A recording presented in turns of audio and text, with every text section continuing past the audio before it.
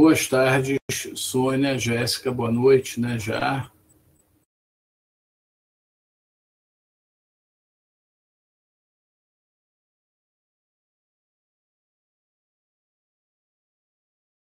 Boa noite, professor Leonardo. Boa noite, Jéssica. Tudo bem? Tudo bem. Agora eu tenho que botar o filme aqui. Eu já mandei o sinal lá para o YouTube. Você pode... Oi, Jéssica, tudo bem? Como vai? Ô, Sônia, você pode conferir aí... seu microfone está fechado, Jéssica. Olá, professor, tudo bem? Tudo bem, e você? Bem, na medida do possível. Fiz o teste de Covid, testei positivo. Deu positivo? Mas eu estou bem, positivo. Mas, pelo que eu entendi, estou com um pequeno resfriado, assim, né? Não deu tão forte, mas eu estou observando os sintomas, tudo direitinho. Isso. Olá, Sônia. Se cuide. Oi, tudo bem? Estou em isolamento em casa. Sônia, pede para a Brenda dar uma olhada lá no Facebook, porque eu já fiz o vínculo dessa sala com o Facebook lá. Eu acho que não começou, porque está programado para começar só às 6h30, efetivamente. Eu vou agora pegar o link do filme para poder passar ele aqui.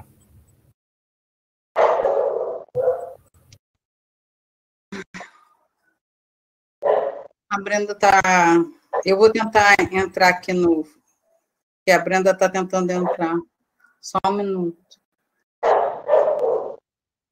Eu vou agora pegar o link do filme. A gente já está... Passar ele aqui. Já aparecendo no YouTube. Tá? A Brenda está... Eu vou tentar entrar aqui no... Tudo bem.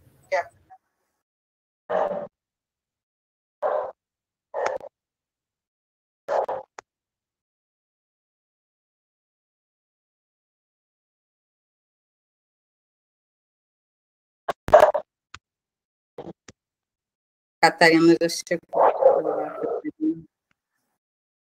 no YouTube.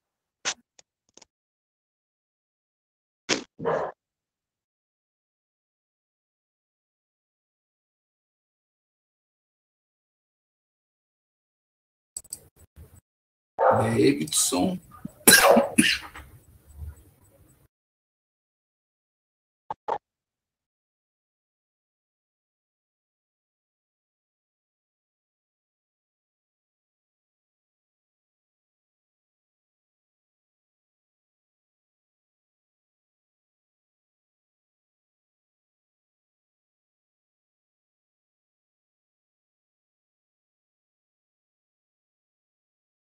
Opa, peraí.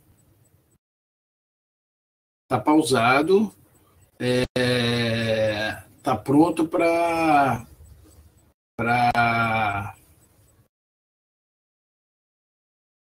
iniciar a projeção. Vou esperar às 18h30 regularmente. Tá bem?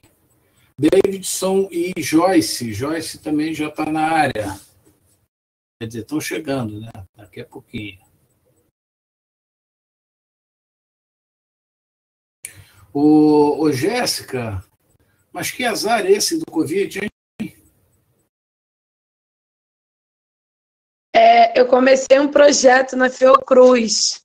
A Fiocruz vai realizar uma testagem em massa, né, em Manguinhos.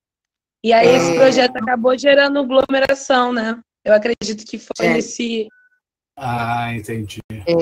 Nós já estamos no YouTube, tá? Já está...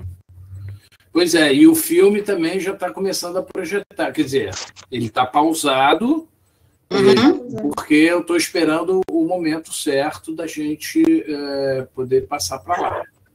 Né? Vou esperar dar às 18h30. Tá bem? Brenda também está chegando.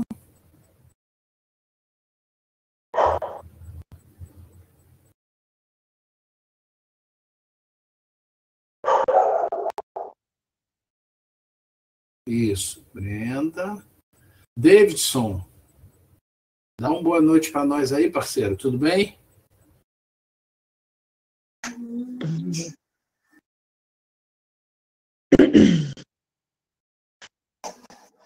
O Davidson, é possível que o seu microfone esteja desligado ainda. Oi, Joyce. Boa noite, minha querida. Tudo bem? Boa noite, meu bem. Quanto tempo? Pois é, um prazer enorme encontrá-la aqui. Eu que agradeço aí a felicidade de estar com você mais uma vez e com todo mundo. Pois é. Então, deixa eu fazer essa... Tá dando para me Oi? ouvir bem? Tá me ouvindo bem ou tá Tá, baixo? não, eu estou conseguindo ouvir bem. Eu queria testar o som do Davidson também. Oi, Brenda. Boa noite. Tudo bem? Boa noite. Davidson, tá ok o som aí? Eu não te ouvi ainda, Davidson. Eu não te ouvi ainda. Você pode falar, por favor?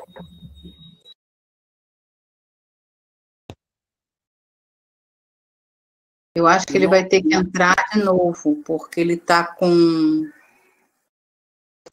um desenho de fone. Mas o microfone não está aberto. Ô, Davidson, posso te dar uma sugestão, meu querido?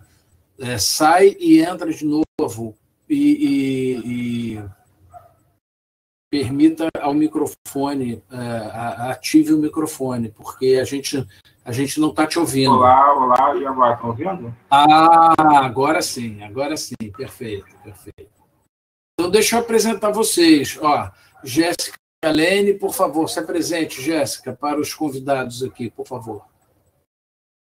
Olá, pessoal. Meu nome é Jéssica, faço parte do curso de Pedagogia da Unirio, moro em Manguinhos, tenho 22 anos, sou idealizadora, junto com Anderson e Natália, que também são moradores de comunidades daqui do Rio, de um projeto chamado Quilombo Moderno, que teve início na quarentena. É um projeto de leitura de autores negros e acredito que é isso. Isso, muito bem. Foi justamente por esse motivo que você está presente, porque nós convidamos alguém do Quilombo Moderno e a Jéssica foi a indicada por eles. Davidson, você pode se apresentar também, por favor? Oi, gente. Boa noite, eu sou o Davidson, sou diretor, desse filme que nós vamos ver agora, sou jornalista, sou cineasta, estou fazendo mestrado em relações étnico-raciais. É isso, é basicamente isso. Que ótimo. Joyce, por favor. Olá, boa noite mais uma vez. Sou a professora Joyce, do Instituto Federal do Rio de Janeiro, para Caminho. Lá no campo de Biologia, e sou também professora da pós-graduação em Educação e Diversidade. Lá nós temos também um núcleo, hoje eu sou membro, mas fui coordenadora durante o núcleo brasileiro indígena, que é o CIR, uma trajetória, uma bem história lá no campus, desse meio também fui membro da Comissão da Verdade no Brasil, da OAB, não como advogada, como eu falei, eu sou bióloga, mas como professora, e como coordenadora durante o tempo que eu fiquei no NEABI, a gente lá faz um trabalho de braço dado com a Comissão da Verdade em relação à busca de reparação, tanto politicamente de banca de avaliação, de militância, de encontros múltiplos, e aí, dada o convite a participar desse papo bem interessante aqui, que eu de pronto aceitei com muita felicidade. Isso. Que ótimo. Sônia, por favor, se presente, minha querida. Eu acho que a Jéssica caiu, foi? A Jéssica saiu, daqui a pouco ela volta. Vamos lá, Sônia, se apresente, por favor. Me chamo Sônia, faço parte do projeto Sinergia Sur, da Unirio, e também sou servidora técnica e administrativa da Unirio. Muito bem. Bom, eu sou o Leonardo, coordeno esse projeto aqui e sou professor da Unirio do Departamento de Didática, né? Esse projeto é coordenado por mim e pelo Clementino, que vai chegar daqui a pouquinho, deve estar acabando de se perfumar, não é isso, Sônia? O Clementino está acabando de se perfumar, e aí depois a ideia é assistirmos, né, termos uma sessão do filme dirigido pelo Davidson, e depois a gente vai fazer o debate. Lembrando que foi sugerido aos que quisessem ler um texto do Zizek, que é um filósofo finlandês, para também subsidiar esse debate. É um texto, obviamente, que fala também sobre a quarentena, e faz parte de um livro, de uma coletânea de textos de vários pensadores contemporâneos falando sobre esse fenômeno, né? Biológico e social ao mesmo tempo, né? Chama-se Sopa de Wuhan, o livro, e tem vários textos, um deles é do Slavoj Zizek. Acho que é isso. Bom, se não for, também é perto disso. Veja bem, são 18h30 e o Clementino não... o pedido... A Brenda está falando que o Clementino está pedindo para entrar, só que eu não recebi ainda o pedido. Peça para ele refazer de novo o processo dele de ingresso. Vamos esperar, então, o Clementino, ele já está entrando? Espero, né?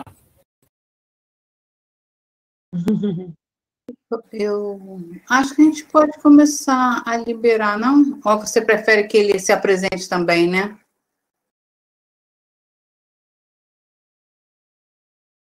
Professor Léo?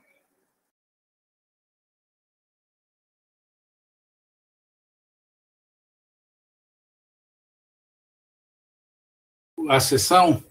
Podemos, e aí ele entra assim que for. Vamos lá. Para não atrasar.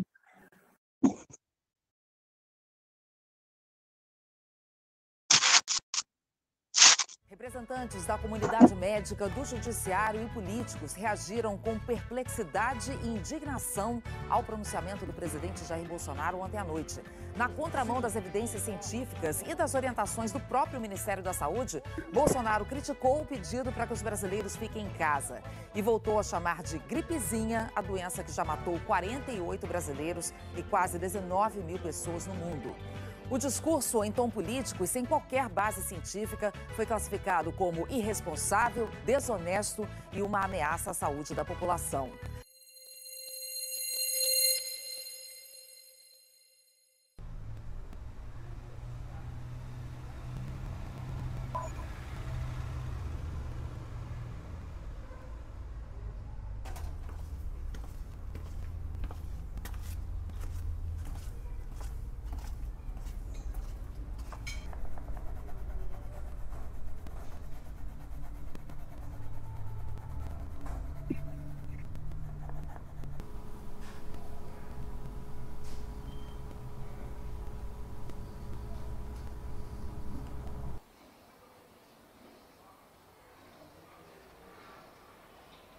Mais uma só para garantia.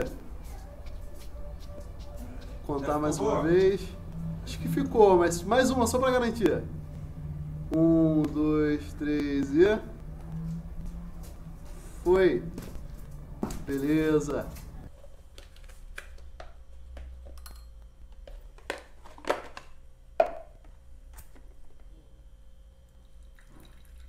Caralho, maluco. Hein?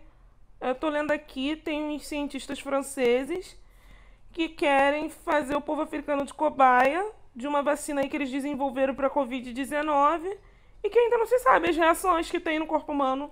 Vem cá, Dudu, pra gente ver a foto. Até que ficou legal, hein? Porra, ficou muito show a foto, cara.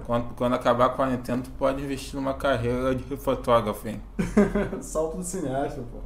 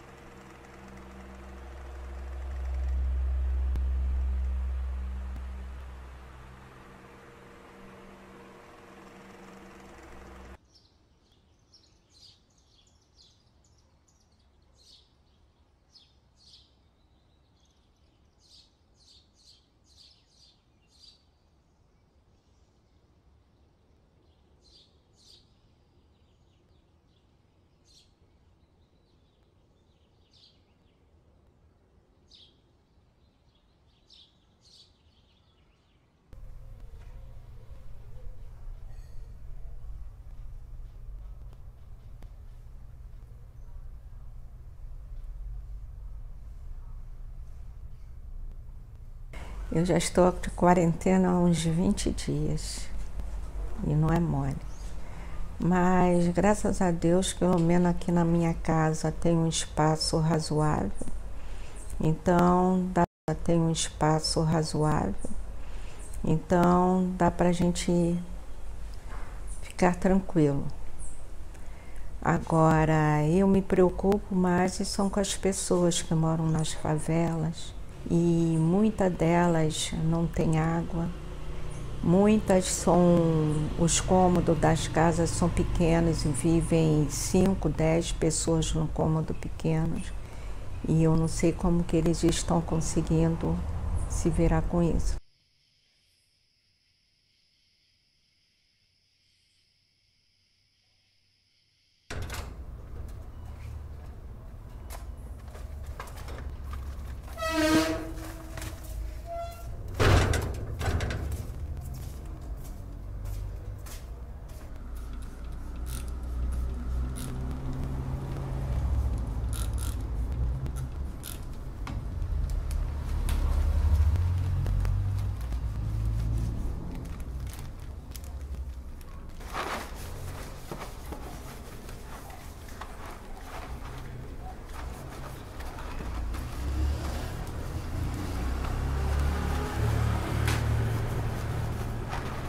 Escurinha, tu tem que ser minha de qualquer maneira. Te dou meu barraco, te dou meu boteco. Cartola que me perdoe, que eu tenho lá em Madureira. Comigo não tem embaraço. Vem que eu te faço meu amor. A rainha da escola de samba, que o Leivinho é diretor. É uma foda, né? Os países que minimizaram os efeitos do coronavírus, né? E fizeram até campanha contra o isolamento, hoje estão todos contando os seus mortos, né? E aqui esse homenzinho que ocupa a presidência da República, que aí conta tudo que a ciência diz. Sabe o que é o pior disso tudo? Que ainda tem gente que defende esse merda, cara. Eu fico assim, e isso só faz comprovar aquela teoria que a gente vinha falando sempre, que tem uma grande parcela do eleitorado dele que votou e é por afinidade ideológica mesmo, que pensa que nem ele, porque é racista, é tudo de ruim que ele é, porque assim, o cara tá praticamente tentando um genocídio contra a população do país e ainda tem gente defendendo. É foda. Você pega aí, né? 1,2 trilhão de incentivos a bancos e o cara demorando semanas já para uma ajuda, um auxílio de R$600 para quem, né, para muitas famílias que estão na miséria, estão sem o que comer, etc.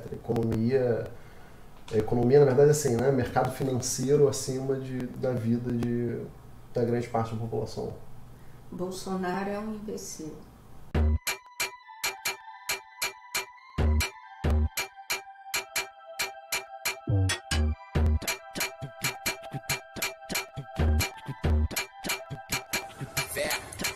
O recado aí do MC Raiban pro meu povo brasileiro, tão sofrido, amado e guerreiro. Vamos vencer mais essa. Aí, ó. Bactéria, filha da puta, micróbio do caralho. Empatou a minha foda, atrasou os trabalhos. Mas o Brasil tá unido e decidiu o seguinte: não tem mole pra Covid-19, nem 20 bactéria.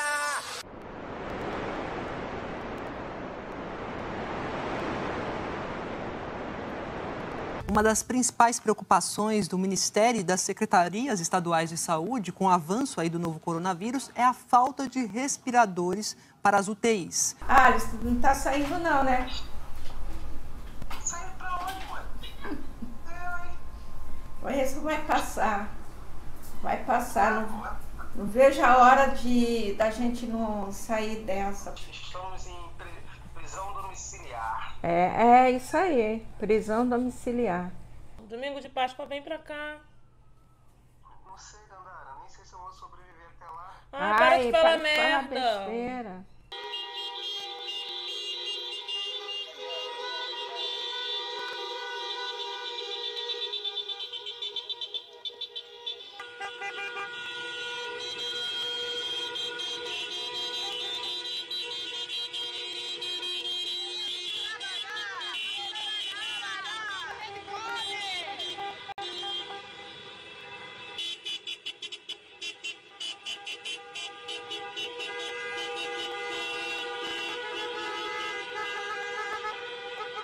Essas carreatas aí que estão, né, pleiteando pela quebra do isolamento, pelo retorno das atividades normais, representa o capital, né? Não representa a população que usa transporte público, né? Essas carreatas, todo mundo estava ali de carro, com as janelinhas abertas, mas sem nenhum contato ali com aglomeração e etc. E é muito, muito fácil você querer o retorno para que outras pessoas se exponham e morram por conta, né, do interesse em ganhar dinheiro, tão somente.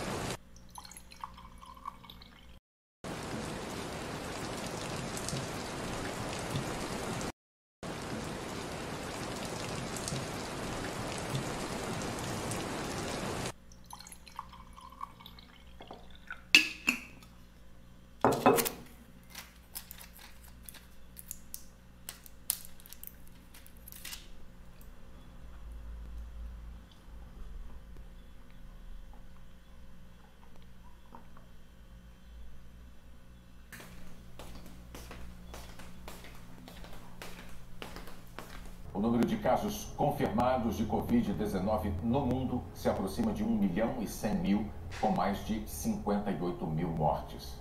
No Brasil, o Ministério da Saúde confirma um pouco mais de 9.000 casos e mais de 350 mortes. Quando eu era criança, diziam que o mundo ia acabar no ano 2000. Já se passaram 20 anos, né? Será que eles não erraram dizendo que era 2020? Eu não gosto de ficar pensando nessas coisas, não. Já até sonhei que o mundo estava acabando, o fogo estava lambendo tudo. Falei pra vocês? Não. Eu contei sim, eu não contei que eu sonhei que o mundo estava acabando? Claro que eu contei, gente. Eu contei que eu estava num apartamento que Nossa, eu não você sabia falou que meio baixo apartamento... pra mim, amor. Oi? Você falou meio baixo pra mim. Você contou? Foi num sonho que você teve? Qual foi, meu Deus? Eu contei. Eu estava num apartamento que eu nunca estive antes. Eu estava no quarto, aí eu olhava pela janela, aí passava um avião. Aí nisso das costas desse avião saía um foguete que ia, aí se chocava com alguma coisa que eu não sei o que era. Aí caía em fogo assim em cima da cidade, aí o fogo vinha lambendo tudo. Você contou? Você contou. Lembro não.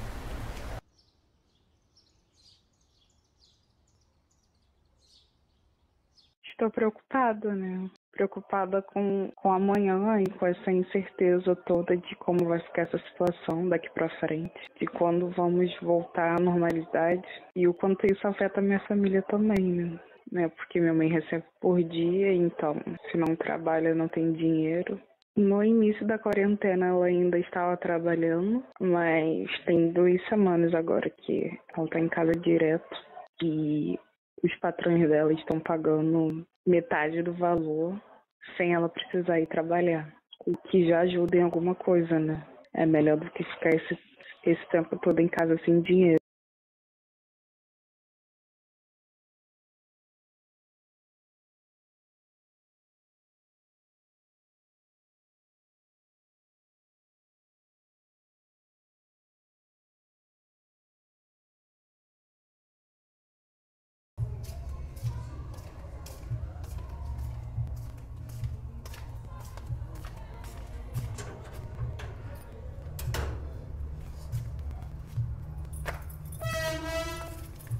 Eu fiquei puto com o gerente, com o meu banco. Então, eles debitaram R$540 na minha conta nessa situação toda.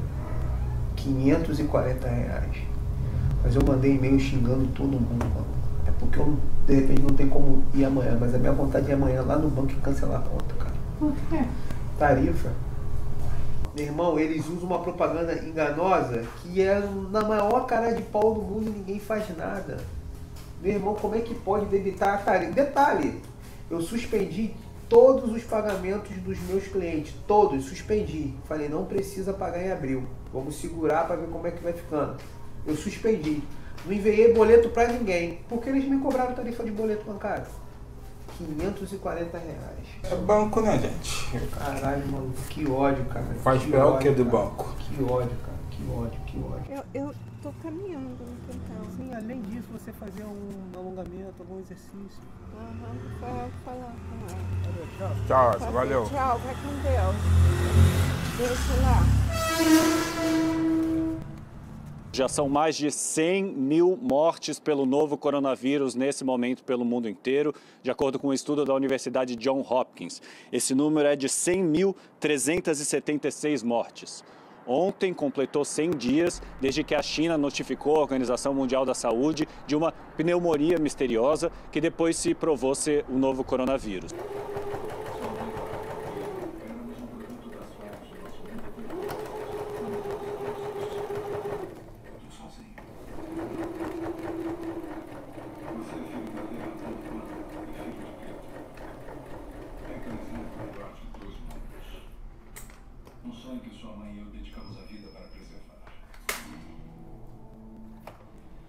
É mais uma proteção, né? Assim.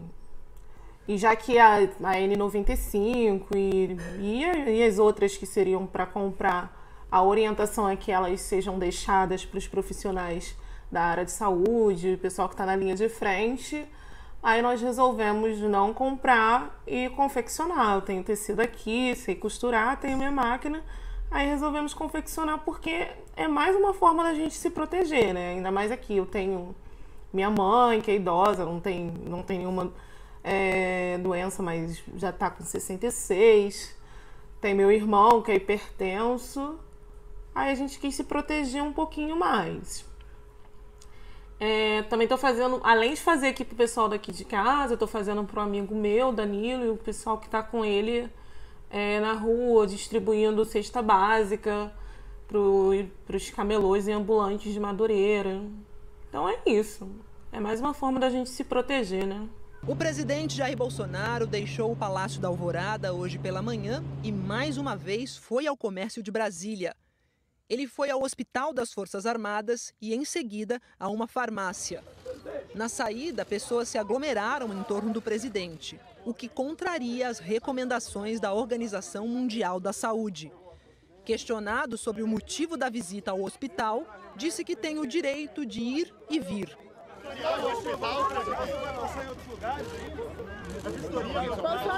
Eu tenho o direito constitucional de ir e vir. Ninguém vai tolher minha liberdade de ir e vir, ninguém. Em seguida, foi a um prédio residencial no mesmo bairro. Houve manifestações de apoio ao presidente, mas também gritos de ordem e pessoas batendo panelas contra Bolsonaro. Vai pra casa! Vai pra casa! Nessa imagem, o presidente passa o braço no nariz e, em seguida, cumprimenta uma senhora.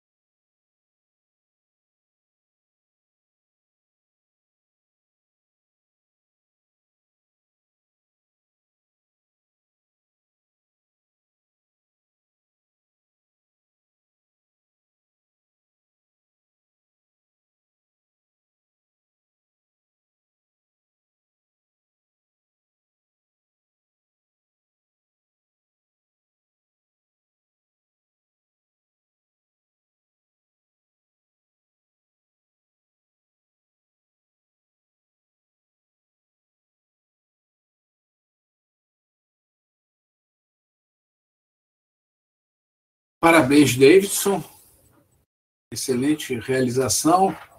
Clementino já está conosco. Por favor, Clementino, se apresente para os que estão no YouTube, porque todos aqui se apresentaram antes. E pode começar a nossa sessão de discussão. Então, primeiro, agradecer a presença, né, dos nossos convidados, o nosso querido cineasta Davidson Davis, nossa querida Jéssica Lane e também a professora Joyce. Tá bom, muito bom estar aqui de novo, assim, engraçado, né, a gente criou esse formato de quinzenal. Eu estava dizendo, gente, vai ser muita sessão, pelo amor de Deus, é muita coisa, mas já dá saudade quando termina uma, a gente já gostaria que fosse logo na semana seguinte. E uma coisa, assim, revendo o filme agora, e me lembra, assim, eu sou Clementino Júnior, integrante do GEASU e um dos coordenadores, junto com o professor Léo Castro, com o professor Celso Sanches, do Cine GEASU. E uma das coisas que o filme me remeteu agora foi uma conversa que eu tive com o Davidson, né? Essa eu vou roubar para mim, Davidson, vai ser uma fala sua, né? Mas já vou pegar para mim logo, que eu não tenho muito o que falar hoje. Que ele chamou a atenção quando eu fiz o convite para ele, para esse filme, que o filme termina, como vimos agora, falando que no mundo inteiro, em meados de abril, 128 mortos. O Brasil é o mundo inteiro há 4 meses atrás.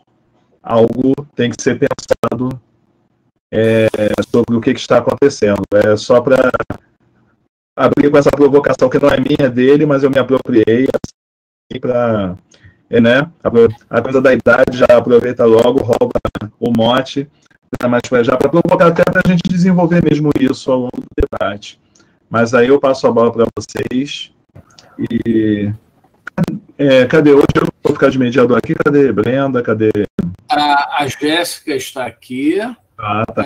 A Maria Eduarda também está entrando. Daqui a pouquinho vai aparecer. Eu não sei porque a minha imagem sumiu, mas... Aqui, deixa eu olhar aqui no site.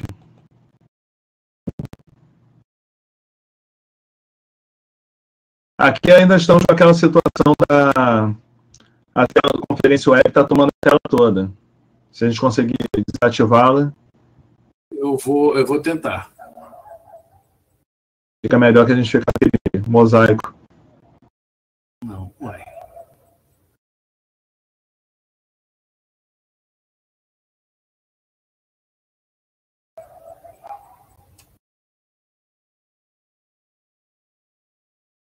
Bom, mas pode começar aí, por favor.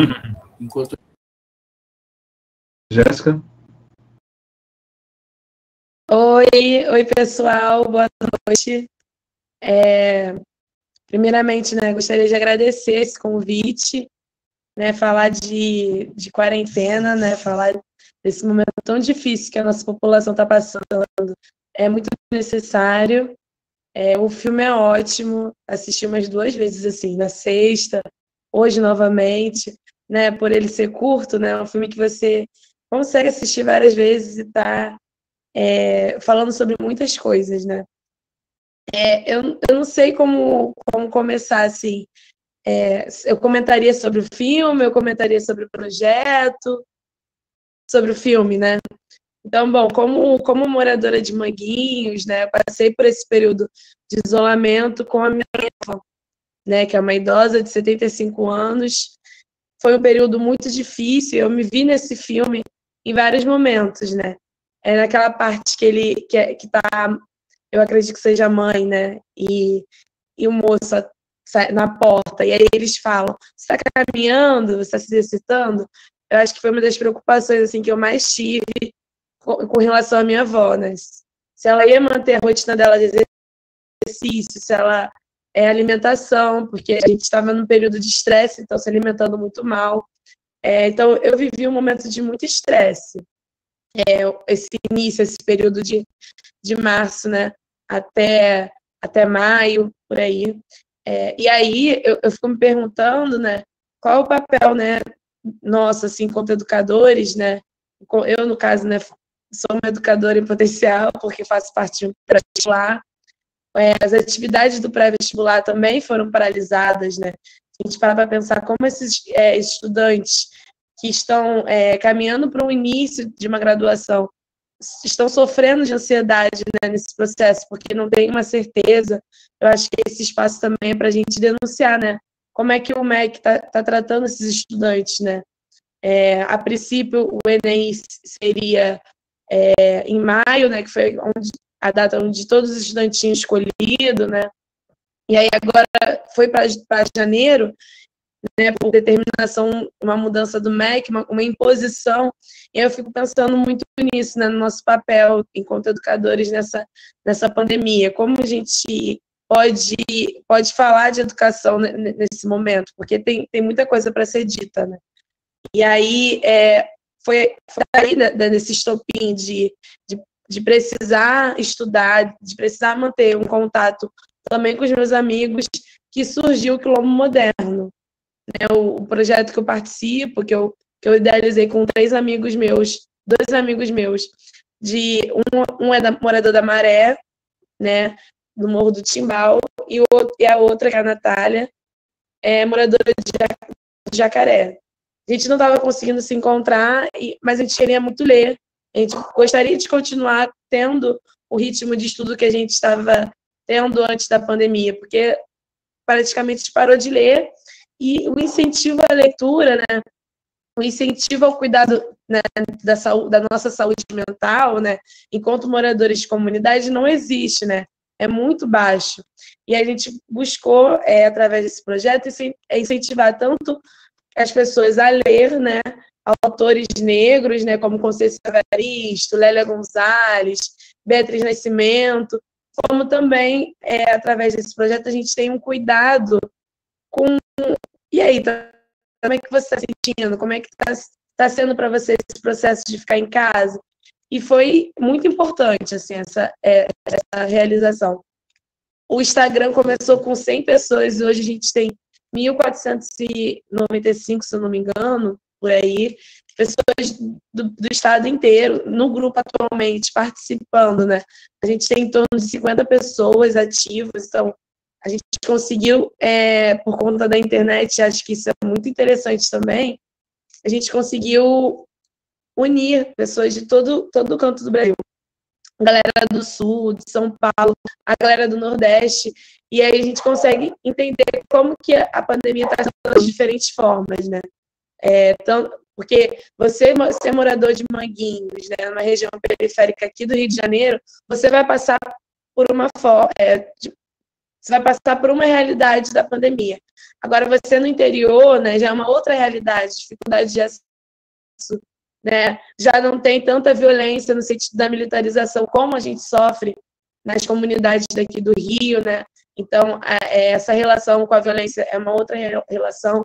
E aí, nesse espaço, né, nesse grupo que a gente criou, que não deixa de ser um grupo de estudo, né, a gente consegue discutir essas questões sociais e esses reflexos da pandemia, né? Porque muitas das pessoas pensam que o reflexo é apenas pegar Covid.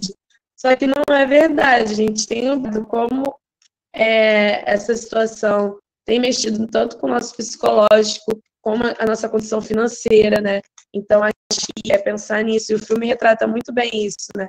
Tem um recorte para quando tem o funk, né? O momento do funk, isso também para mim me marcou muito, né?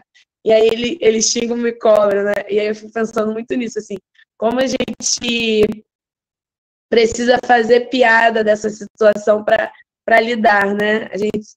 O nosso povo brasileiro tem isso, assim, né? A situação tá precária, a gente vai lá, joga uma piada, joga um meme para poder lidar, né? Senão eu fico imaginando, né? Como é que se todo mundo fosse levar vamos dizer assim, numa histeria coletiva, né, onde todo mundo ficasse 100% paranoico, a gente não ia aguentar, porque é muito sério, né? Hoje eu vi né, no Facebook, e aí um cara falava assim, como vocês querem criticar quem está indo à praia se a pessoa é obrigada a pegar um BRT lotado, sabe? Então, acho que é pensar nisso. Se a gente está sendo obrigado a trabalhar no ônibus lotado, se a gente está sendo obrigado a ter, né, intervenção policial, nas comunidades, a gente precisa de lazer também, porque é impossível o ser humano ficar numa situação de prisão, como o próprio também achei um ponto muito interessante, que é essa questão da prisão domiciliar, né? Que para pobre nunca existiu, né? Para o rico existe a prisão domiciliar, né? E aí para pobre não existe, né? E aí eu fico pensando muito nisso. Essa experiência também da prisão domiciliar é super impactante, assim, a gente para pensar como que vive essas pessoas que estão nesse processo de prisão, né? No cárcere também, que é muito cruel. E acho que os pontos que eu poderia levantar para início, assim, seriam basicamente esses, né? A questão da educação, que é um eixo principal, a saúde mental, né? Os impactos da Covid, e como o filme retrata, assim, tão forte essa situação que estamos passando. Assim.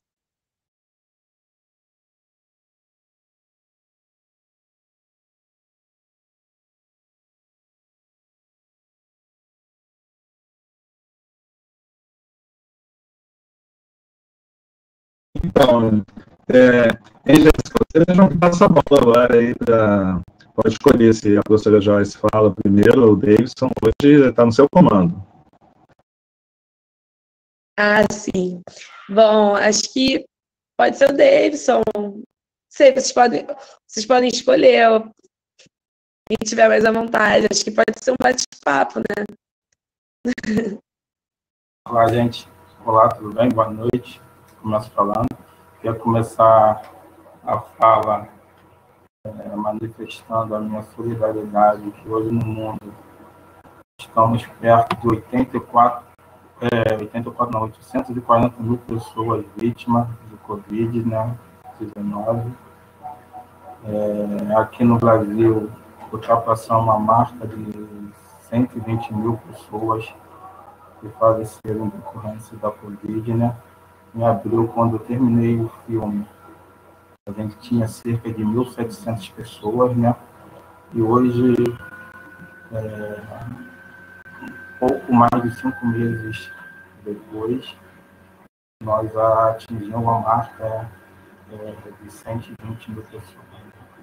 Então, acho que a gente não pode fazer um debate sobre esse tema que é recorrente sem prestar algum tipo de solidariedade com a vítima e com os familiares dessas pessoas.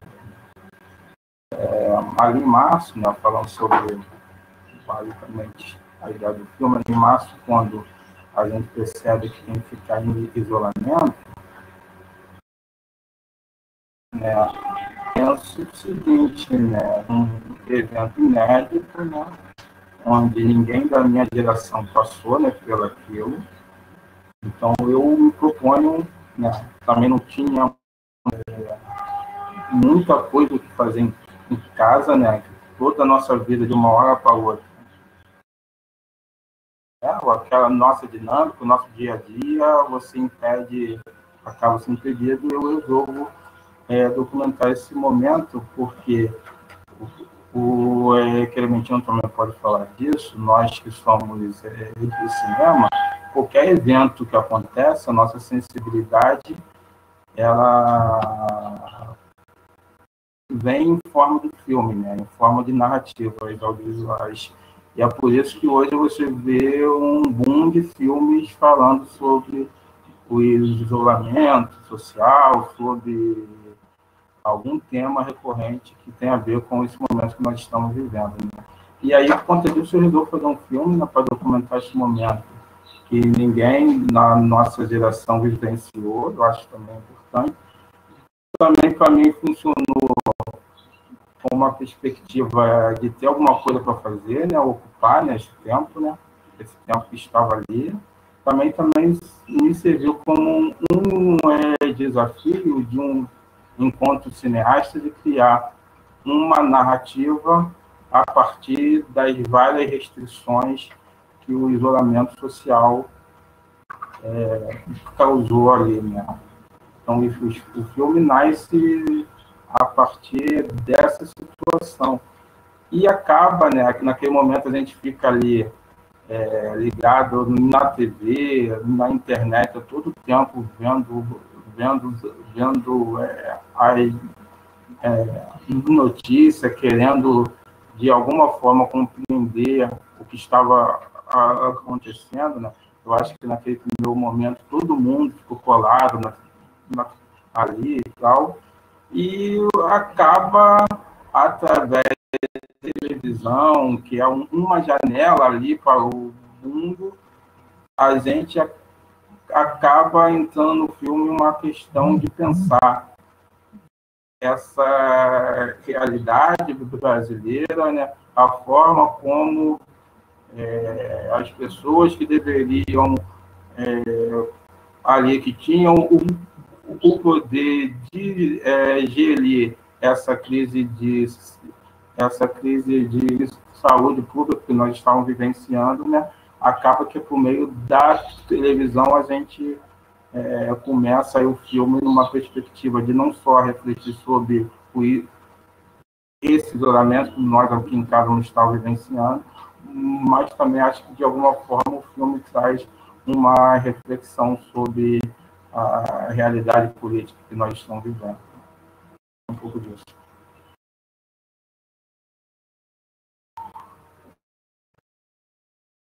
Muito bom, Davidson. Muito obrigado. Joyce, você quer dar uma palhinha? Oi, gente. Olha, antes de mais nada, eu, mais uma vez, acho que agora todo mundo aqui reunido, eu gostaria de agradecer enormemente pelo convite, pela oportunidade de estar aqui, né? E também, assim como o Davidson falou, eu já tinha anotado aqui, né, os números, porque antes da gente entrar online, eu pedi para o meu adolescente aqui de casa me resgatar os números atuais, né, que são 121.381 pessoas mortas brasileiras no dia de hoje, né, lembrando que isso tem uma deficiência, um déficit, né, de precisão dos dados, porque aí esses dados não são computados no final de semana, então até o final do dia, mais tarde da manhã de manhã, o número torna nos assustar, nos espantar. Então, não tem como começar a conversa aqui sem prestar essa homenagem, né? Eu estou falando só de brasileiros, né? O Davidson trouxe aí os dados mundiais, né? E o Clementino lembrou uma frase que eu também pensei aqui em comentar sobre os dados que ele traz no final do filme, né? Que hoje o Brasil é o mundo inteiro daquele dia que ele fechou os dados do filme, né? Isso é por demais assustador. Então, é minha homenagem a essas pessoas, principalmente a família dessas pessoas, porque não são só esses números absolutos que morrem histórias, né? Morrem estruturas familiares, morrem sonhos, enfim, são diversos aspectos de morte que a gente tem que lembrar para ter qualquer abordagem a partir daí, né? Eu achei o filme fantástico, assim como a Jéssica, eu vi algumas vezes. Falei, gente, caraca, vou ver de novo. E agora, quando eu consegui fazer funcionar, já estava andando, eu falei, bom, conclusão, tem que ver de novo, vou ter que ver novamente do início. Então, realmente é um filme que precisa ser destrinchado, porque na profundidade que traz diversos temas, né? Pode parecer simples, é um curta, né? Não é, mas é absolutamente profundo. E várias coisas eu fiz até um papelzinho aqui para não esquecer, dada a idade, a gente tende a esquecer. Acho que o Léo não concorda comigo porque ele é novinho e eu não, mas a gente tende a dar uma certa apagada. Então, para não perder o fio da meada, eu anotei umas coisas aqui. A primeira coisa que me salta aos olhos no filme,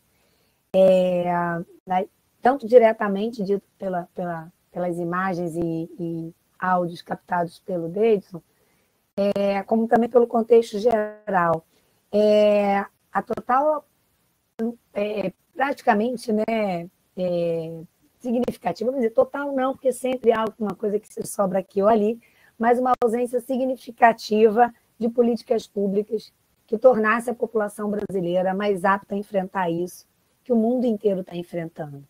A gente, como disse o Zizek, né, é uma outra pandemia, são outras pandemias dentro dessa que a gente está vivendo, né? São outras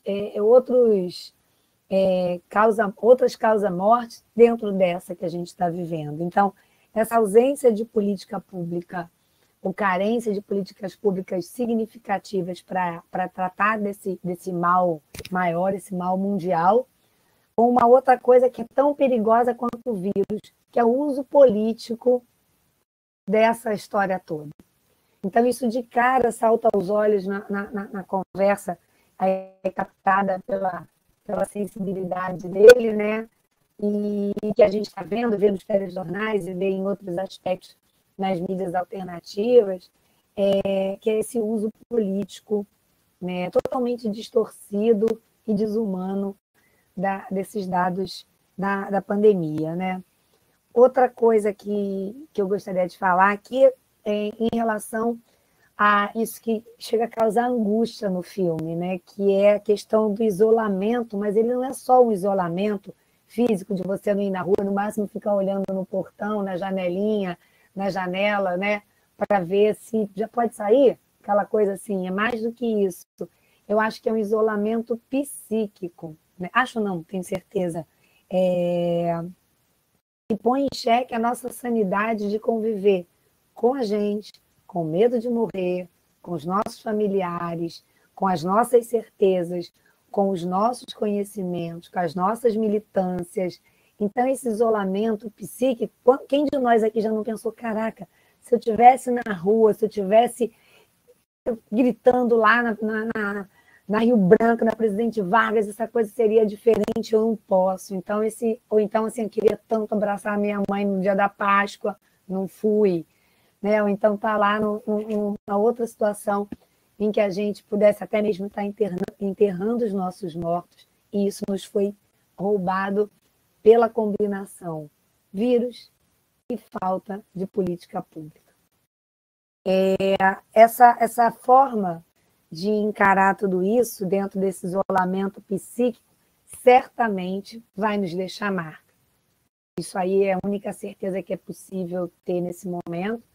E essas marcas vão aparecer no filme brilhante, né? Até com a preocupação, né? Com o esforço físico, tá pelo menos caminhando, fazendo. Quantas matérias a gente viu na TV, gente que está pulando corda em casa, que está fazendo abdominal com o neném no colo. E essas marcas elas vão ser inesquecíveis. Para alguns, tristemente inesquecíveis, e para outros, formas possíveis de enxergar uma evolução como pessoa, como indivíduo e como sociedade. Outra coisa que é preciso falar é em relação ao que traz aí quando a personagem está costurando as máscaras, quando a personagem está procurando alternativas. Outra coisa que me veio em mente para comentar é esse papo frio e tosco, na verdade torto, de vamos salvar a economia. A gente salva a economia. Mas de que economia a gente está falando? Um país que efetivamente se preocupasse em salvar a economia, salvaria o microempresário, salvaria o profissional liberal, salvaria de diversas formas alternativas de salvar efetivamente a economia. Um país que se preocupa em salvar o grande empresário, salvar o mercado, acalmar o mercado financeiro, como é que funciona? Não é real essa preocupação. O Brasil não pode quebrar. O Brasil vai quebrar da pior maneira possível. Então, aquela caixa d'água que foi demolida semana passada, estão quebrando na base, ela vai cair e vai cair em cima dos... Está caindo em cima dos outros. Então, aí salvar a economia para quem? Para quê? E a custa de quê? Né? As pessoas retratadas no filme, exemplo também do que a Jéssica falou, que estão indo trabalhar de BRT, de ônibus, de trem, sei lá mais do que lotado, né? Não tem outro jeito, na Kombi, aqui na Ilha do Governador, por exemplo, nem transporte público tem normalmente, que dirá em época de pandemia, as pessoas iam numa Kombi, e para quê? Para manterem seus empregos, muitas vezes para trabalhar em situações precárias, e se morrer, morre, vem outro no lugar. Essa é a ideia capitalista, é uma ideia liberal de que as vidas importam muito pouco. Então, não se trata de salvar a economia ou a vida, porque essas coisas são indissociáveis. Agora, de que economia a gente está falando? Esse é um ponto que eu queria trazer também. Para encerrar esse pedacinho que eu quero falar, também eu gostaria de atentar para uma ideia que traz também no texto do Zizek um pouquinho, que me chama a atenção, é a questão de uma transformação possível, né? A gente espera, a gente entra numa calamidade mundial como essa, no primeiro momento assustado, no segundo momento tentando fazer uma coisa, em alguns momentos desistindo de tudo e não está valendo a pena, mas a gente tem que acreditar que as coisas vão ter uma transformação. E cabe a cada um de nós, e a cada coletivo, como o coletivo que a Jéssica representa, por exemplo, o GEASUR também, trazer isso de forma coletiva a favor de uma mudança. O que me angustia um pouco é que eu escuto gente falar assim, não vai mudar nada, vai ser tudo como antes, não vai acontecer nada. Só que a gente esquece uma coisa fundamental. A humanidade não muda em bloco, nunca mudou em bloco. Num lugar estava se desenvolvendo a idade do metal, no outro lugar estava se fazendo outra coisa, num lugar estava desenvolvendo escrita, no outro lugar outra escrita, num lugar estava fazendo fogo, no outro lugar ainda não estava, e está sendo. Então, é claro que a gente vai falar assim, mas, poxa, as pessoas estão vendo isso aí, uns estão, outros estão ignorando, mas muitos estão sendo teleguiados pela mídia, pelas autoridades distorcidas, e outros estão sendo guiados pelas necessidades. Então, a gente não pode dizer que tá todo mundo é assim, todo mundo é assado, generalizações são perigosas. Então, eu acho, sim, eu acredito na mudança, mas não vai ser uma mudança em todos os níveis, em todos os lugares, em todas as classes sociais, em todas as etnias, em todos os povoadinhos, povoadões de grandes cidades, não vai ser. Não é igual na minha casa, como na minha casa, igual na casa de nenhum de vocês. Podemos ter semelhança. Eu também não fiquei no portão, porque eu moro em apartamento, mas fiquei na janela, igual o que o Davidson retratou no filme dele. Então, eu acho que é preciso esperançar, né? É preciso esperançar acima de tudo.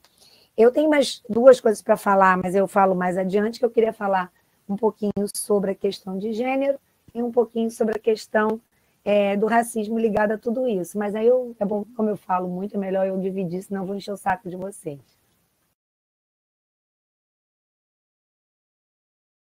Obrigada, Joyce.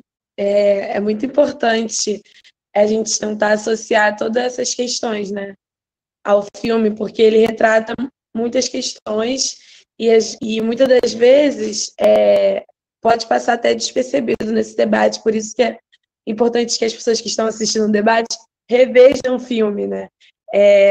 Por exemplo, na sua fala, eu lembrei de uma questão que o filme aborda, né?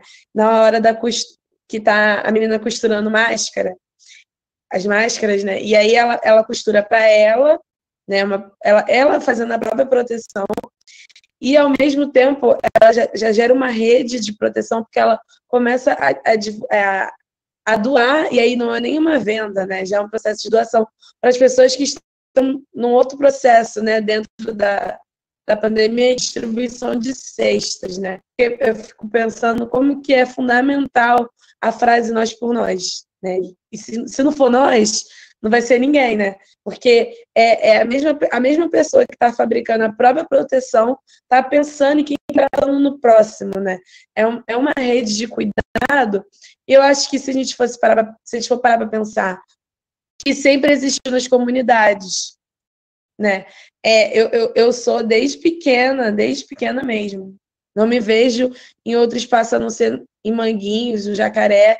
E sempre existiu o cuidado de saber como que a vizinha está. Se a vizinha está precisando de açúcar, vou bater na porta da vizinha e vou perguntar: vizinha, estou querendo açúcar, estou querendo café. Uma relação que, fora dessas comunidades, é muito difícil de você ter. É cada um cuidando do seu apartamento, cuidando da sua vida. Às vezes, você passa pelo vizinho, você nem conhece, você não consegue nem dar bom dia, né, que é tão rápido, a nossa vida é tão corrida. E esse processo da pandemia, desse isolamento social, né, trouxe para a gente esse olhar com o próximo.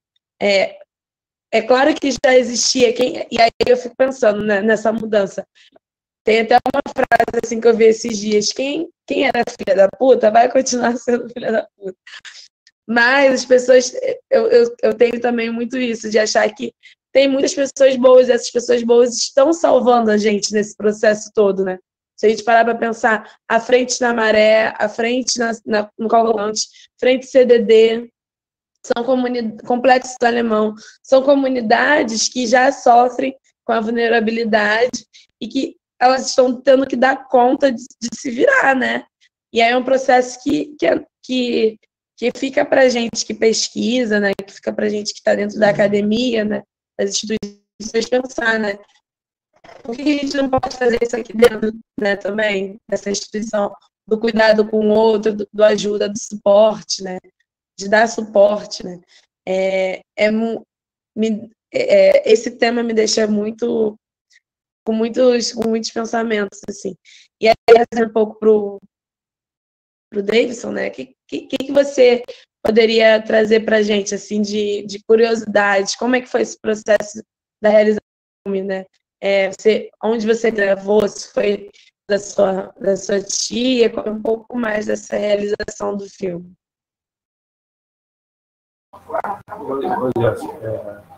Só retomar um pouquinho a fala que eu fiz lá no início.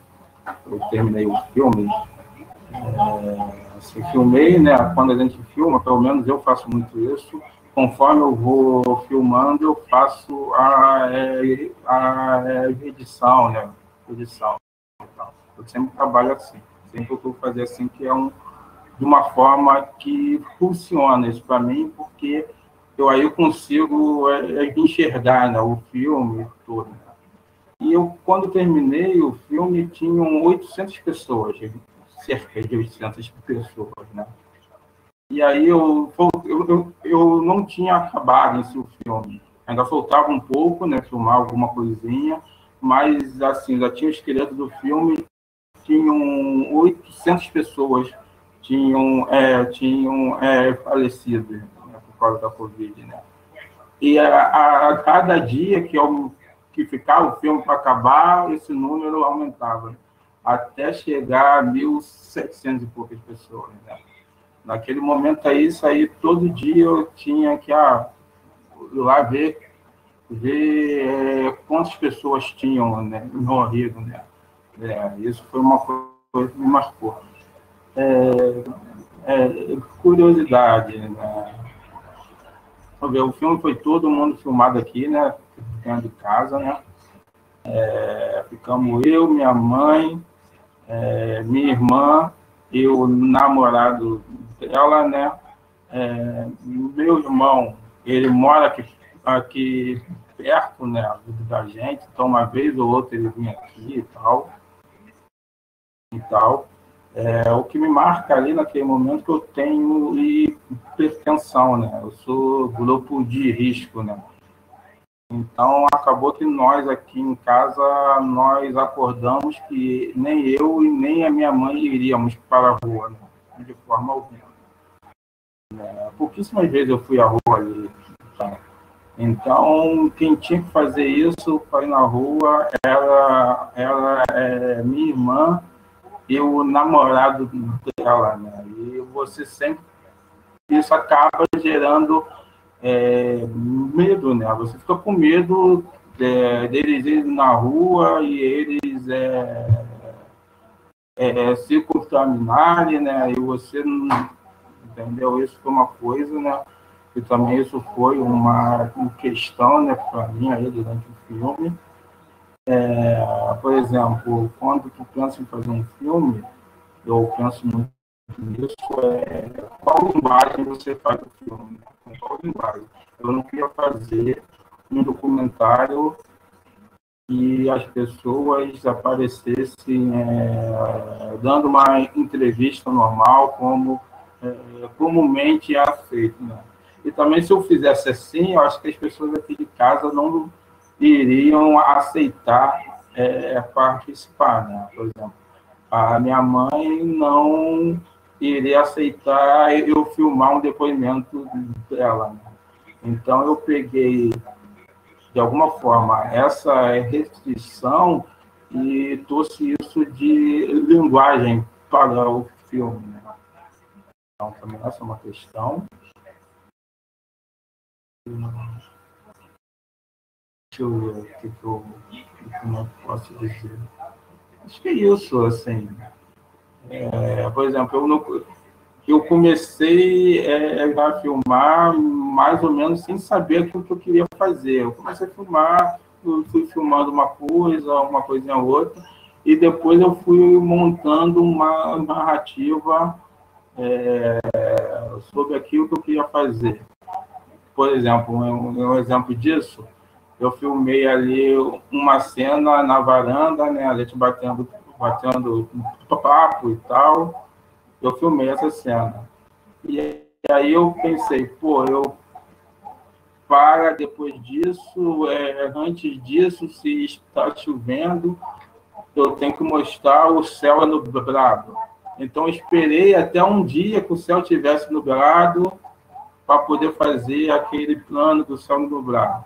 Com que isso eu quero dizer que o filme, mesmo ele sendo um documentário, ele é um discurso, né? Ele é uma construção feita por alguém.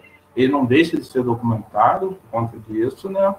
Mas, a partir disso, o trato das imagens, ele é uma construção de um determinado discurso, né? Então, acho que é interessante a gente ter em mente isso, né? Eu vi aqui no chat que alguém perguntou se eu teria interesse em fazer um outro filme. Eu, logo em seguida, eu pensei em fazer um filme, né? Um segundo filme, né? Que fosse um desdobramento do primeiro, né? Eu comecei a filmar algumas coisas e tudo mais, mas aí acabou que eu não consegui fazer, também não consegui pensar numa narrativa que se tornasse essencialmente diferente, né, daquilo que eu já tinha feito, e acabou que os outros afazeres, né, da vida, eu achei que já tinha aquele filme e que eu já estava contente com aquilo ali e tudo mais. Acho que é um pouco disso. E o custo, amigo? Como é que foi esse processo? Porque tudo que a gente vai pensar, né, gera um custo, né? Como é que foi esse processo para você? Você conseguiu realizar baixo custo, né?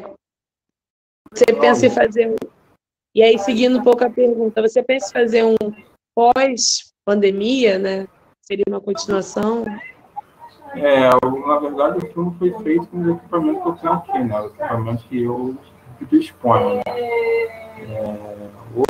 Hoje não, né? Há alguns anos já, a tecnologia digital, ela permite que mais pessoas possam fazer filmes, né? Antes de fazer filme é um custo muito mais elevado do que hoje, e a tecnologia digital, ela permite que mais pessoas possam fazer filme, que mais olhares sobre a nossa sociedade possam ser construídas a partir de narrativas audiovisuais, né? Eu não pretendo fazer um outro filme, né? Eu até pensava em fazer um outro filme que envolvia a questão da Covid, né? Eu queria abordar como e por que mais pessoas pretas morrem, né? Essa é uma ideia que eu tinha que fazer, que eu pensava em fazer depois que isso tudo passasse, né? E fizesse uma reflexão a partir disso, mas eu não sei se levo isso em frente, não, porque também tem outros trabalhos assim já sendo feitos, né? O que eu penso é acabar voltando os projetos dos filmes que eu estava fazendo, que eu queria fazer, que acabaram, nesse momento, se tornando impossível, né? Impossível de fazer. Mas eu acho que tem algumas reflexões sobre a relação da morte pela Covid, trazendo algum recorte de raça. Eu já vi algumas reflexões a partir disso. Isso foi uma ideia que eu pensei em fazer e tal, mas eu não sei se eu vou levá-la em frente, não.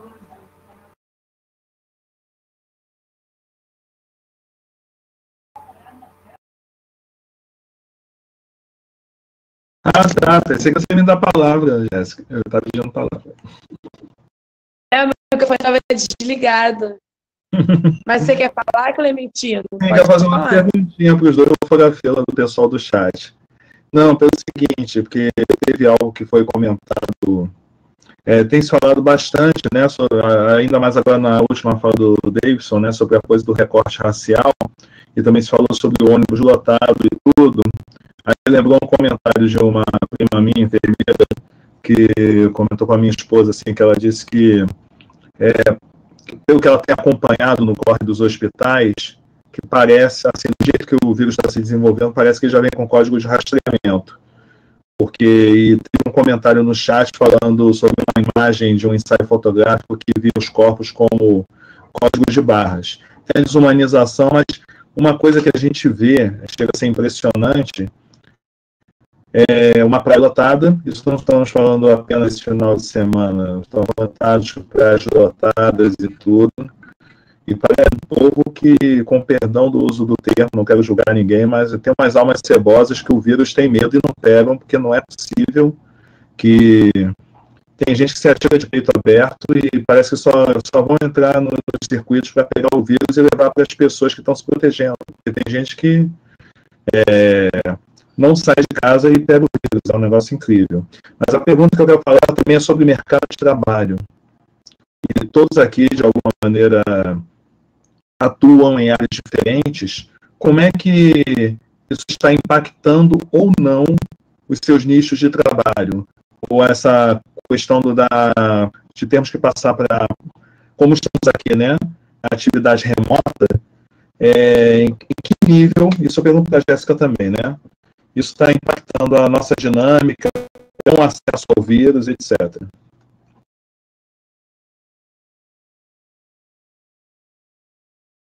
Acho que a Joyce pode começar respondendo, e aí a gente faz caminho aí. Bom, acaba que a pergunta foi boa, porque puxou para um dos temas que eu queria colocar, né? Eu sou professora e da rede pública. Tenho amigos nos vários níveis, e na rede pública e na rede privada. Impactamente, a minha área, né, a área da educação, a nossa área, por diversos aspectos, né? E só agravou as questões de desigualdade, isso aí é bem explícito, bem óbvio, né? Mas algo que pouca gente tem falado, assim, em termos de proporção, né? Até que tem bastante gente falando, mas proporcionalmente falando os macro-problemas, é uma questão de gênero, né? Todo mundo aqui sabe a dificuldade, a diferença que está sendo entre o público e a privada, isso acho que eu posso deixar para os colegas comentarem, mas a questão de gênero é algo que precisa ser dito, né? Isso também vem no filme, por isso que já estava anotado aqui para falar da questão de gênero, que acredito eu que a mãe, agora entendendo que também a irmã do Davidson, duas mulheres nessa quarentena, né? Já é desigual naturalmente, o dia a dia da gente já é desigual, né?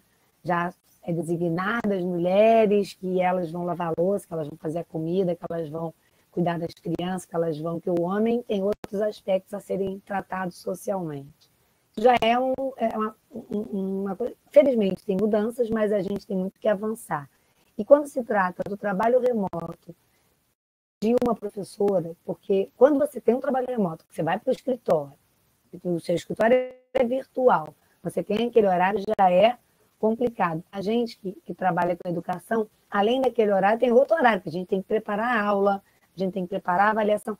Numa plataforma social, não é nem plataforma tecnológica, completamente diferente do que a gente vinha acostumado, né? Então, do nada, eu que sou uma professora falante, gesticulante, não quero gravar vídeo para os meus alunos. Como é que eu vou fazer?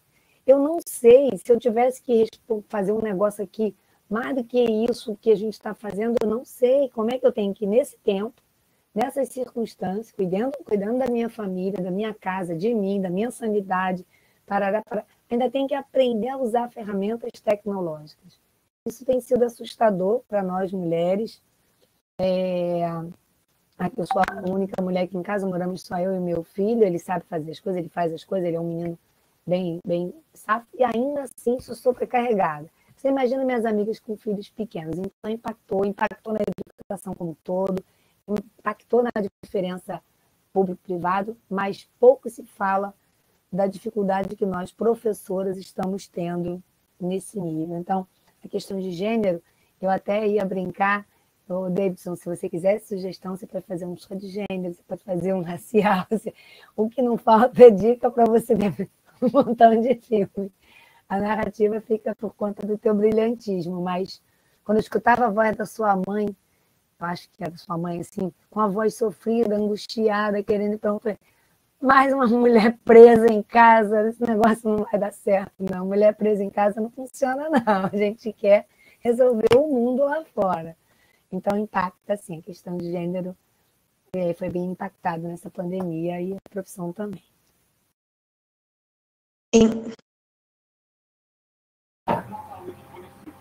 Inclusive, saiu uma pesquisa recente, né, que falava justamente que os homens estão mais em exposição, né, estão contraindo mais o vírus, né, e a gente para pensar que homens são esses também, né, tem um recorte também racial, né, porque é nítido a gente ver qual é a posição do homem negro na sociedade, né, vai ser o camelô, que não vai conseguir, vai ser o gari, vai ser o policial, que vai estar, né, nessa linha de frente.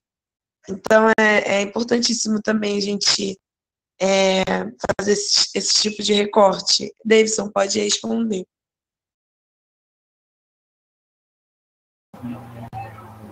Gente, eu viajei. E qual foi a pergunta? Tá, a gente estava falando primeiro sobre a questão do trabalho, né? Então, sim, quais foram os impactos, né? Na sua produção, enfim. Assim, eu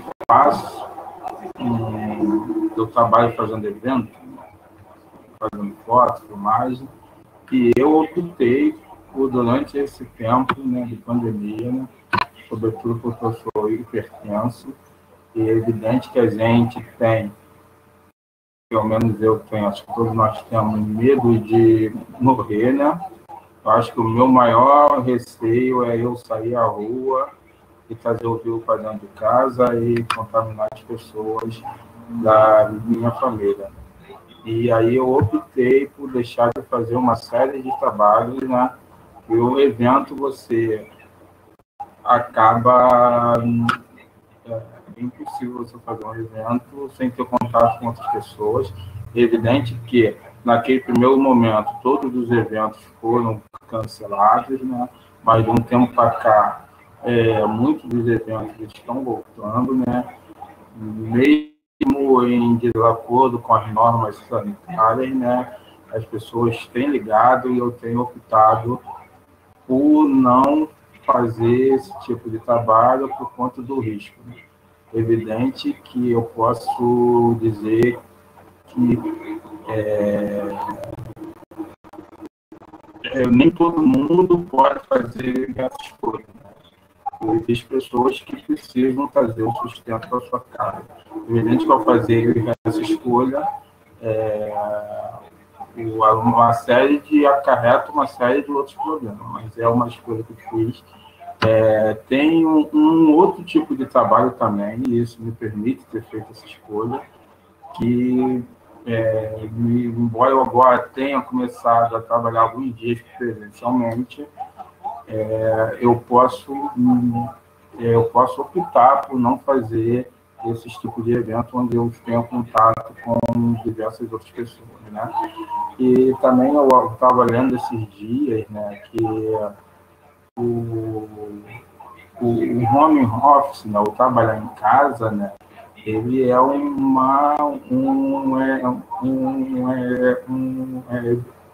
é privilégio das pessoas mais ricas, né, das pessoas brancas, né? E essa é a pesquisa, né, que as pessoas que têm o privilégio de trabalhar, de não se ao vê-lo, né, são, em sua majoritariamente, são as pessoas que têm uma condição financeira melhor e, majoritariamente, são pessoas brancas, né? De volta, a gente traz esse recorte de raça, né? Por exemplo, eu tenho, em um determinado momento, eu estou conversando com a mãe de uma amiga minha ali, que naquele período a mãe dela ficou, né, em casa, né, mas desde algum tempo tem que sair de casa, pegar um trem lotado para servir de doméstica na casa de uma pessoa. E uma das vezes, conversando com ela, a pessoa sai de casa, ó, você vem, me avisa que eu vou sair de casa, né, para não ter contato contigo, né, porque você vem de longe, vem do transporte, né, e aí você pode vir limpar a minha casa, mas eu não vou estar aqui, depois eu volto para minha casa. Então, eu acho que a gente entende que as pessoas, né, nem todo mundo tem essa opção de não ir para o trabalho, né, mas também a gente vê aí coisas que os transportes públicos, o empresário tirar ônibus no momento que deveria ter mais ônibus para que as pessoas não ficassem aglomeradas no transporte, a gente vê empresário dizendo, olha, eu não posso, que eu vou falir. E então, eu acho que é isso. Eu acho que eu não trabalhar teve impacto, sim, mas eu pude a opção de alguns trabalhos me dei ao luxo de não fazer para não me expor mais ao risco. Por aí. A gente está retornando. Esse tipo de dilema, né, é o que a gente enfrenta, né, nessa educação à distância, né? Cai o sinal, a pessoa perde, falha a comunicação. Trazendo um pouco para esse projeto aqui, tanto eu como o Anderson e a Natália idealizamos, a gente percebe que a dificuldade que a gente enfrentou, né, e ainda está enfrentando, é de trazer os jovens da nossa comunidade, né, para o debate, assim. Trazer a galera preta para discutir as questões raciais, né. E olha que a gente tenta fazer que o projeto seja um projeto totalmente voltado para a galera preta, mas ainda assim a gente tem uma dificuldade de estar incorporando, né, esses debates, né. Então, acho que esse tipo de... E aí o projeto ganhou um incentivo do Redes da Maré, né, que é uma organização da Maré, e é uma organização muito importante ali naquele território, e a gente está no processo de entender como que a gente se organiza, né, porque é muito, muito importante a gente selecionar o que a gente quer ler, né. E aí é um processo que até o Clementino ajuda muito, né? Fica aqui meu agradecimento público, assim, é um cara que está sempre apoiando muito o nosso projeto.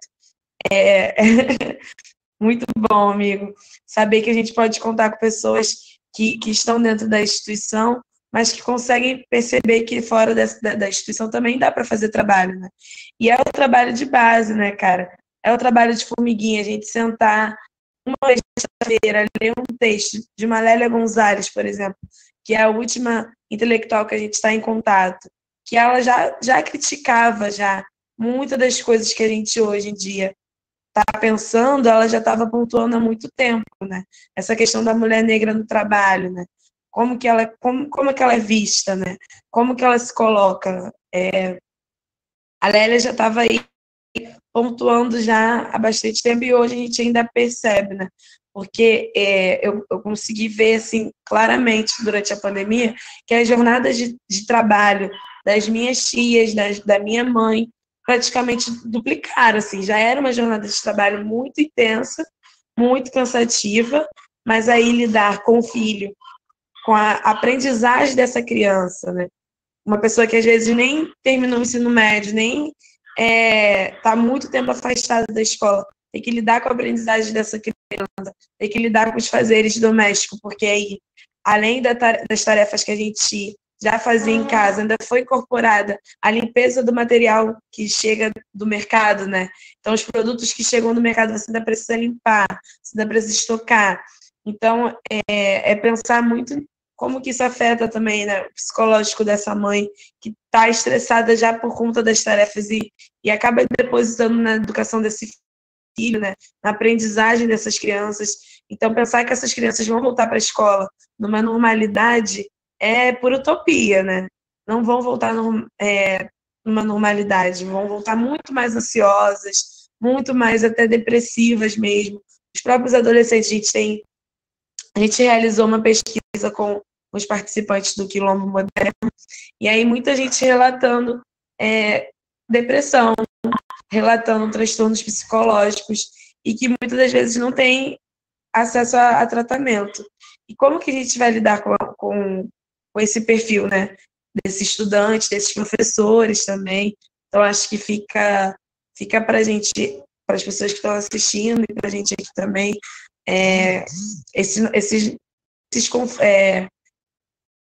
que a pandemia vai para além do vírus, né? Fica aí essa reflexão para a gente.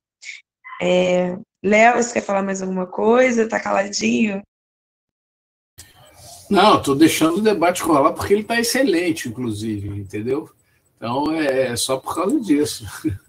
Eu acho que os astros do espetáculo estão dando conta dele, né? Ainda bem. Mas tem um xará meu aqui que faz um comentário um pouco nessa linha do que você estava falando. É o Léo Leal, ele fala assim: home office realmente é privilégio para poucos. Essa pandemia parece estar aumentando ainda mais as diferenças sociais existentes. Vocês concordam com essa colocação assim, de maneira bem geral, colocada pelo meu xará, Léo? Pode responder, Joyce? Eu queria linkar o que o Léo... Se eu é quem eu estou pensando, é meu aluno lá na pós, meu camarada de vários encontros por aqui nessa pandemia. Eu concordo absolutamente com o Léo, infelizmente, né, que esse privilégio, como, na verdade, tudo relacionado a essa pandemia tem se mostrado ser privilégio para poucos, né? É claro, como bióloga, uma expressão que o Clemens falou, alguma coisa, o vírus, ele não vai escolher quem ele vai atingir. Vai, porque, afinal de contas, vai ser... Já se viu até que não tem nem preferência de idade, que era a primeira coisa que se pensou quando ele surgiu, né? Os idosos, não sei o que, está matando criança, recém-nascido. Isso aí, biologicamente falando. Mas de que maneira essas pessoas estão sendo atingidas? E é inevitável imaginar que tem um recorte racial e um recorte de econômico, social e político, aonde as pessoas estão sofrendo mais e de que maneira. Só de pensar o básico, né? O básico que a gente poderia pensar para qualquer outra doença, como o SUS é tratado e como vem sendo sucateado para tratar qualquer outra coisa. Então, se você depende do SUS para tratar uma artrite, um câncer ou sei lá, qualquer outra coisa, você já senta e espera, porque é essa a intenção, sucateamento do SUS para que haja um processo de morte morte morrida, né? Para que gastar dinheiro? Porque a pessoa já vai morrer. E aí a pandemia veio agravar essa situação. Porque isso tudo faz parte dos dados da necropolítica, né? E a necropolítica, como eu falei no início, se morre de diversas maneiras, né? Morre a língua, morre o corpo, morre os sonhos, enfim, você tem vários tipos de morte. E a pandemia mostra esse tipo de morte, né? A morte que a gente está tratando aqui nessa fala, e vai morrer, então, aquele indivíduo suscetível socialmente há séculos, que é a população negra, a população marginalizada no nosso país. Então, a gente tem que pensar dentro desse conceito do Mbembe, né, de necropolítica. Eu separei 3 textinhos, 3 títulos de texto, estão aí pela internet, eu vou anotar aqui quando eu acabar de falar, mas eu gostaria só de mencionar. Porque os títulos são muito emblemáticos para retratar o que a gente está falando aqui. Coronavírus expõe o racismo ambiental. Negros são o corpo que o Estado secou. É um texto do Paulo Ramos. Aí tem outro, todos seguindo aí a esteira do Mbembe. A necropolítica do coronavírus no Brasil. Quem deve viver e quem deve morrer, do Daniel Granada. E tem a pandemia democratizou o poder de matar, que é do próprio Mbembe. Então, tratando desses aspectos, então é inevitável falar que o home office, sendo privado a poucos, é dentro do pacote de necropolítica. Quando o microempreendedor, aquela pessoa que fazia um bolo para vender, um camelô, como bem lembrou a Jéssica, vai ser o primeiro a morrer, necropolítica. Quando a população que morre na operação policial lá na Maré, no Alemão, lá agora no nome desse final de semana de terror lá no Estácio, isso faz parte do processo de necropolítica. Então, são várias formas de morrer. Quando o aluno de escola pública é deixado ao léu, é um jeito, ao léu é horrível, mas é necropolítica. Então, todos esses aspectos fazem parte de um único pacote, na minha visão. E é por esse motivo que a gente está aqui, sabe? Para tentar batalhar, formar um corpo mais cabeça, tronco e membros, assim, de funcionamento melhor. Para isso, eu vou terminar aqui rapidinho, que eu sei que a gente está quase caminhando para o final, né?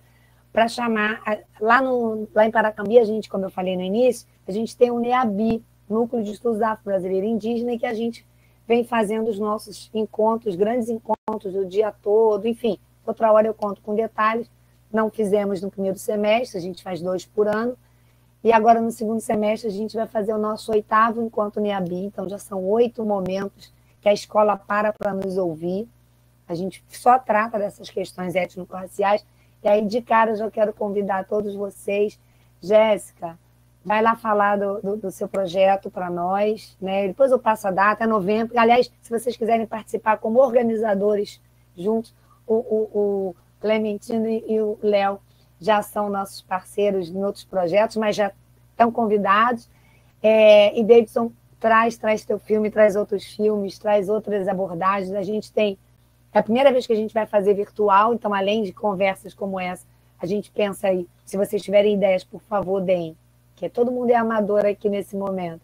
Se tiverem oficinas que possam ser feitas virtualmente, qualquer outra coisa, venham colaborar. A gente, desde o início do ano, olha, antes disso tudo acontecer, o nosso assunto já era vidas importam. Então, antes de tudo acontecer, a gente já estava usando dessa expressão, antes mesmo disso acontecer. Então, a gente vem estudando genocídio, necropolítica, ao longo desses meses, com encontros como esse, e aí o 8º encontro terá essa temática também, e vocês podendo colaborar, a gente fica feliz. Obrigada.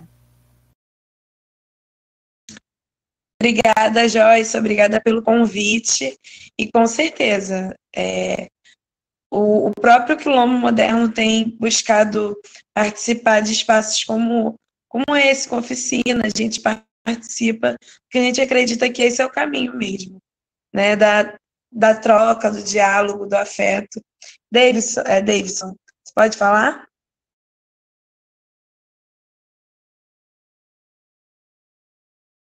Acho que travou. Olá, Davidson. Acho que a gente está encaminhando para o fim, é isso? Tem algumas perguntas ali ainda. Eu não estou tendo acesso ao chat. Se você pode ler, por favor. Comente sobre o fato de pesquisadores franceses quererem usar negros africanos como cobaia na produção da vacina, sobre essa desumanização de corpos pretos, né? Isso foi uma notícia que circulou lá em final de março, em abril. Eu acho que isso é um pouco da herança isso é da herança do racismo, do colonialismo, né? Que o corpo preto, né, o continente africano, né, é o não humano, né, para eles, né? Então, se eles não são humanos, eles podem estar a serviço, né? Eu não preciso ter qualquer tipo de preocupação ética de usar vacina em pessoas vindas do continente africano, porque dentro dessa lógica racista, eles são menos humanos, né? Então, acho que esse fato é um reflexo disso, né? Essa é da minha concepção, né? E é por aí. E a outra, que é uma para mim, para o Clementino, né? Queria ouvir do Davidson do Clementino sobre a montagem, a opção por alguns planos mais longos e aparente dissociação entre som e imagem. Assim, eu fui aluno do Clementino, né? E ele, em alguns filmes dele, ele usa esse procedimento, né, de dissociação e imagem, né? E quando eu pensei em fazer um filme dentro dessas restrições impostas pelo isolamento social, pela quarentena, né, eu optei por fazer alguns planos que eles dissociassem a imagem do som, né? Eu não queria ficar simplesmente filmando as pessoas. Achei que seria mais interessante trazer algumas ideias, né? Aí, por exemplo, na sala nós estamos batendo papo e eu estou filmando a minha estante, né? Minha estante de filme. E, de alguma forma, os filmes ali expostos, eles versam com essa situação que nós estamos vivenciando. Então, eu sei que, por esse caminho, eu poderia fazer um filme mais interessante, porque o filme funcionou também para mim como um exercício, né? Então, eu estava também tentando trazer para mim, né, novas formas de contar. Então, o filme tem isso. Eu também acho que o cinema, né, as narrativas, você tem que trazer, por meio da imagem, aquele sentimento que as pessoas estão vivenciando ali. Então, a estética do filme é a partir disso, né? Então, eu uso talvez um plano que vai durar um pouco mais do que dentro de uma estética comum, para tentar trazer essa ideia de que as coisas estão naquele tédio, né? Então, eu tento trazer para a imagem, tentei, né, trazer para a imagem esse sentimento, né? Então, eu acho que responde isso, né? Então, na estética do filme, o plano, ele estava, de alguma forma, a favor daqueles sentimentos que nós estamos vivendo ali. Acho que é por aí.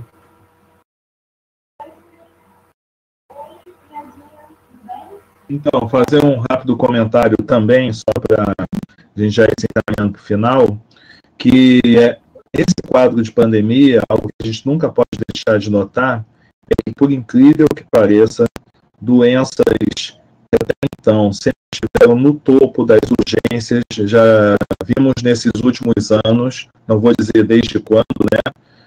Nem tudo é golpe, mas nos últimos anos a gente já vem no desmonte da rede de saúde e, de repente, doenças que sempre se fizeram presentes, como câncer, com tantos outros problemas, se viram muito piores, assim, as pessoas não têm acesso aos medicamentos, as pessoas não têm acesso às UTIs, as pessoas não têm acesso a nada, porque com a vinda do Covid, houve uma urgência de se direcionar toda a rede de saúde para o atendimento, mesmo que precário, esse quadro, desarticulou o atendimento a todos os outros quadros que são quadros assim, de administração, doenças crônicas, etc.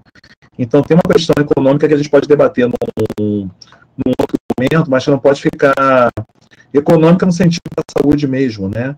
Que já vinha ruim, ficou péssimo, e isso vai acabar criando uma outra forma de epidemia, né? De sinergias de epidemias, de doenças, daqui a pouco vem outra de dengue, vem outra de chikungunya, e as pessoas vão estar ainda com... O foco da imprensa ainda é o Covid, porque não se encontra uma solução, realmente tem um impacto, mas tem muita gente morrendo de câncer, tem muita gente morrendo porque não estão conseguindo ter o mesmo atendimento nos hospitais como já vinha de forma precária até pouco tempo atrás. E aproveito o gancho já para me despedir. Semana que vem lançaremos o novo link de um novo debate constante. Agradecer a presença do Davidson, da Joyce e da Jéssica, por terem aceito esse desafio de falar de um assunto tão amplo em tão pouco tempo, mas é o que nós temos dentro dessa janelinha, para quem pode ainda acessar essa janelinha, para poder estar aqui conosco.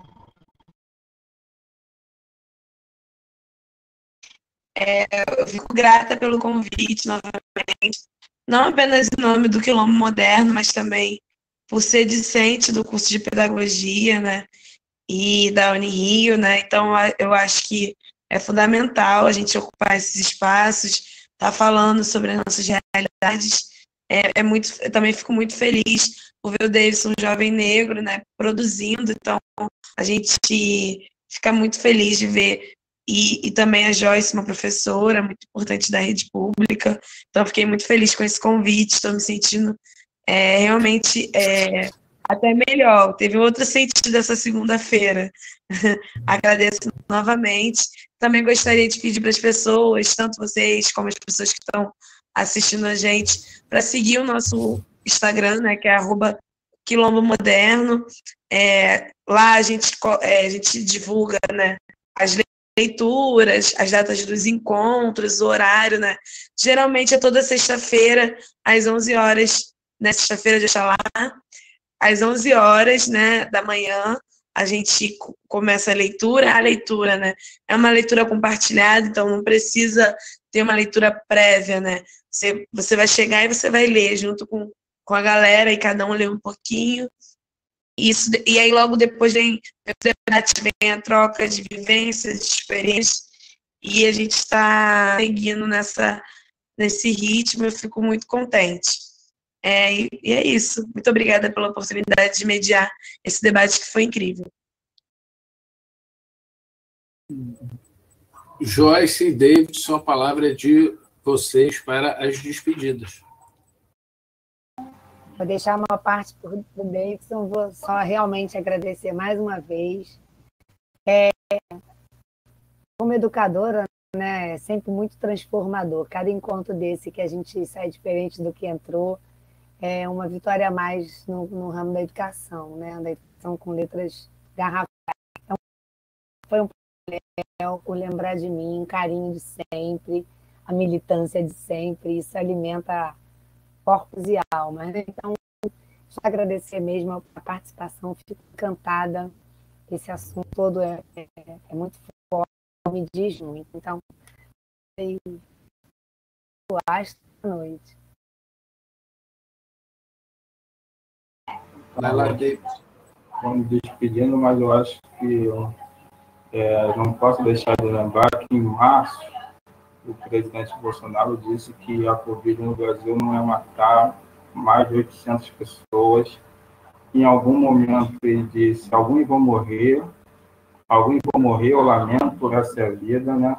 Esse alguns aí fica evidente, esse alguns ele não está falando dele, né? Esse alguns somos nós. Em algum momento, questionado sobre o número de mortes, ele disse daí, e é evidente que a doença surgiu, né?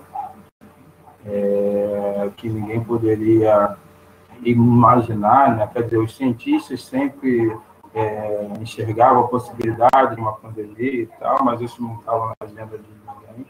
Mas a irresponsabilidade do chefe da nação certamente tornou essa situação muito mais